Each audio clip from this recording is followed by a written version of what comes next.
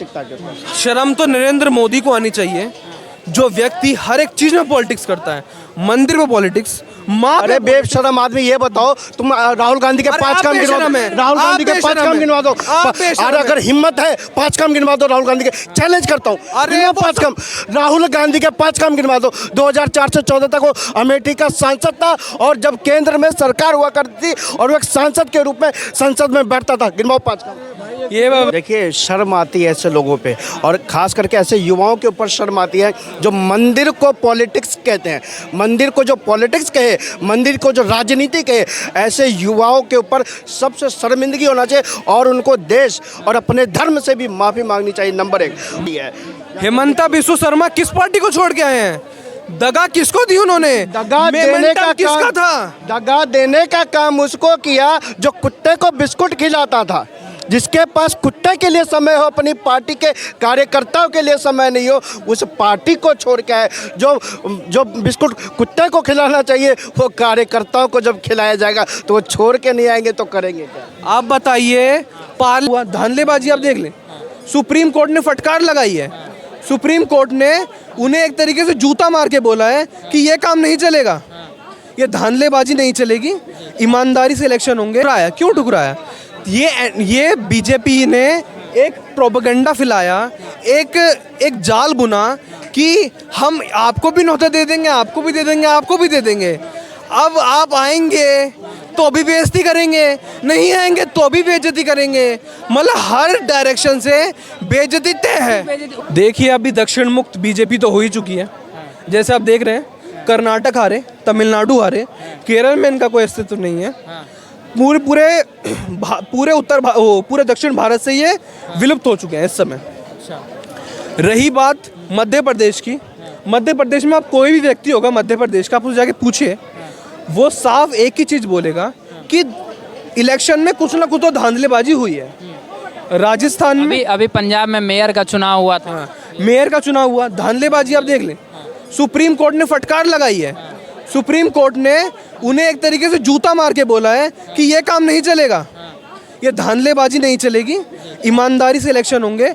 अगर ballot paper में ही ये धांधलेबाजी होगी तो ईवीएम में तो हो ही सकती है धांधलेबाजी, क्लियर है। यूपी में इतने सालों के बाद वैकेंसी आता है, फिर पेपर लीक हो जाता है। आप लगाइए, पर हेड अगर 150 रुपये ले रहे हैं एग्ज़ाम के, 450 रुपये ले रहे हैं, और 60 लाख बच्चों ने एग्ज़ाम भरा है, तो सोचिए कितने करोड़ों की धांधलेबाजी है ये तो प्योर फ्रॉड करा गया है यूपी की जनता के साथ, प्योर फ्रॉड है। कार्रवाई भी तो हो गई। कार्रवाई तो होती रहती है। राजस्थान में इतनी बार पेपर लीक हुआ, खूब कार्रवाई हुई, लेकिन हम युवाओं के तो मन पे पत्थर रख दिया गया। अरे हमारी तो नौकरी गई, हमारी उम्र निकल गई, हमारी नौकरी गई। नहीं, 6 महीने के अंदर दोबारा परीक्षा कराया जाए। अरे 6 महीने में मैं 30 साल का हो जाऊंगा, मैं कैसे करूं फिर? मैं हो नहीं रहा हूं, मतलब 30 साल का हो गया तो सरकारी नौकरी पे ही क्यों निर्भर है हुआ?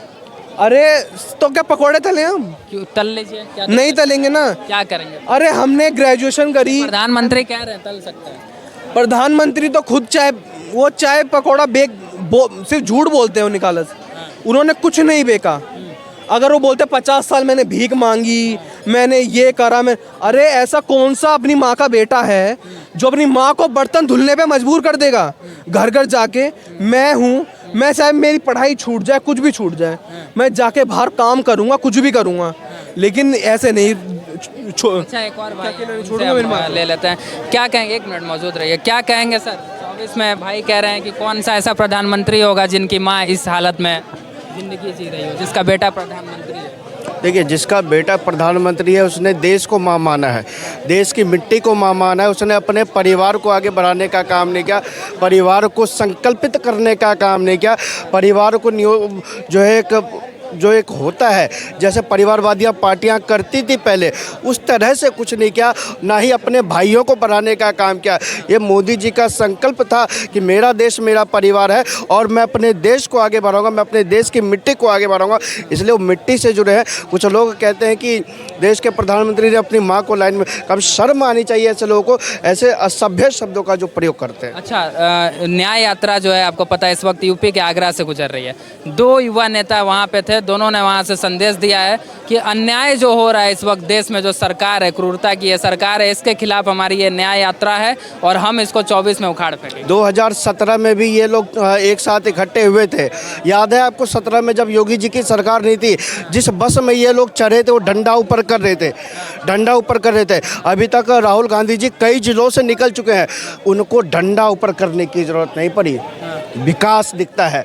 उनकी गाड़ी 6000 किलोमीटर, वो कहते हैं कि हम चल पड़े भारत जोड़ो यात्रा के माध्यम से, लेकिन एक गड्ढा उनको नज़र नहीं आया। इसी को तो विकास कहते हैं। विकास होता क्या है? विकास राहुल गांधी जी खुद दिखाने का काम देश की जनता को कर रहे हैं। क्या कहेंगे? इन्होंने शायद जब अरुणाचल में गई थी हेमंता बिस्वा शर्मा की, इन्होंने सड़कें नहीं देखी वहाँ की। सड़कों पे गड्ढों में सड़क नहीं, वो सड़क पे गड्ढे नहीं, गड्ढे पे सड़क थे। उत्तर प्रदेश से वहाँ पहुँच गए। वहाँ जाकर देखिए, वहाँ भी जाकर आपने देखा होगा तो किस चीज़ के विकास के लिए जनता राहुल के साथ नहीं खड़ी थी, और आज भी सरकार के साथ, हेमंता बिस्वा शर्मा के साथ असम की जनता तत्परता के साथ खड़ी है। हेमंता बिस्वा शर्मा किस पार्टी को छोड़ के आए हैं? दगा किसको दी उन्होंने? दगा देने का किसका काम था? दगा देने का काम उसको किया जो कुत्ते को बिस्कुट खिलाता था। जिसके पास कुत्ते के लिए समय हो, अपनी पार्टी के कार्यकर्ताओं के लिए समय नहीं हो, उस पार्टी को छोड़ के आए। जो बिस्कुट कुत्ते को खिलाना चाहिए वो कार्यकर्ताओं को जब खिलाया जाएगा तो वो छोड़ के नहीं आएंगे तो करेंगे क्या? आप बताइए, पार्ले जी का बिस्कुट कुत्ता भी खाता है और ये भी खाते हैं, तो डिफरेंस क्या है उसमें? नहीं, इनका कहना है कि जैसा मैं अभी आपसे एक सवाल भी किया था कि आचार्य प्रमोद कृष्णम जैसे नेता कांग्रेस छोड़ के जाते हैं, और वो आरोप लगाए कि मैं पिछले 2 साल से राहुल गांधी से मुलाकात करने के लिए वक्त मांग रहा हूँ, वक्त नहीं मिला, और प्रधानमंत्री मोदी से मैंने 1 हफ्ता पहले ही बोला और वक्त मिल गया। तो कहाँ व्यस्त है? तो उन्हें वक्त देना ही नहीं चाहिए।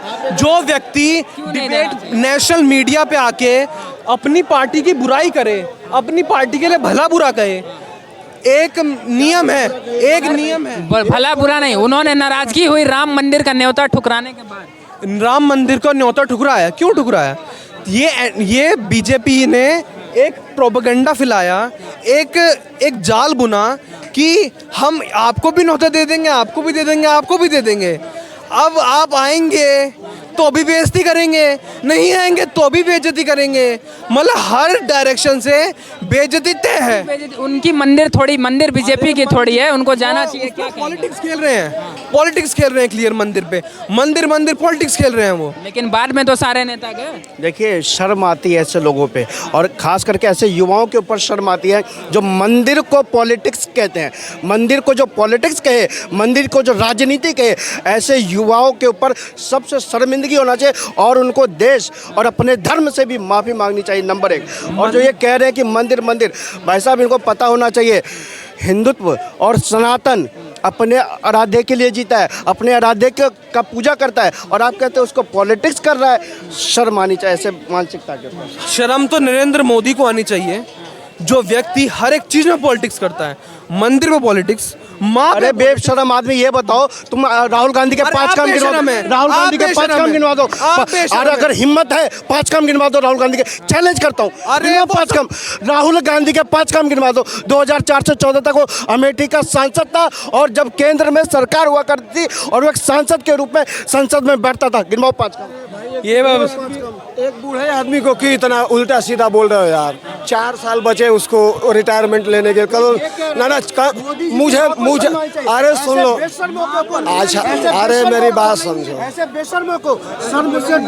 एक बूढ़े आदमी के पास 4 साल है, कम से कम उसको हिंदुस्तान घूम लेने दो, उसके बाद फिर वो अपने ननिहाल ही जाएगा, और जा करके लेकिन वो बूढ़ा सर बताने के लाने पर 70 साल एक परिवार ने राज किया, एक परिवार ने राज किया। सर बताइए, अरे कांग्रेस का काम गिना दीजिए।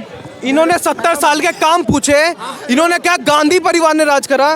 पहले मैं कहता हूँ 33 साल में, पिछले 33 साल में दिखाइए कि गांधी परिवार का कौन था राजीव गांधी के बाद? मौका किसने दिया और प्रधानमंत्रियों को? कंट्रोल कौन था? नॉनसेंस क्या के कागज फाड़ने वाला, नॉनसेंस क्या के कागज फाड़ने वाला कौन था? सबसे पढ़े लिखे प्रधानमंत्री का अपमान किसने किया? वो राहुल गांधी था।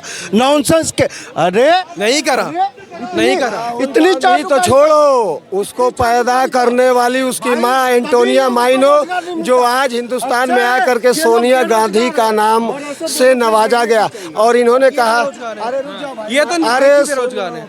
12,000 की नौकरी। अरे सुन लो सुन लो सुन लो सुन लो, ये भाई साहब बोल रहे हैं कि 5 काम राहुल गांधी के या कांग्रेस का दिखा दो। अब ये देखो, 5 काम नहीं, मैं आपको 50 काम दिखाऊंगा। साइकिल आयात घोटाला 1991, ये कांग्रेस और राहुल गांधी के पूर्वजों का किया हुआ। अरे सुनो, अरे चुप रहो ना। मुद्रा में घोटाला, जिसमें इन्होंने इंश्योरेंस कंपनियों को वो कर दिया 1958।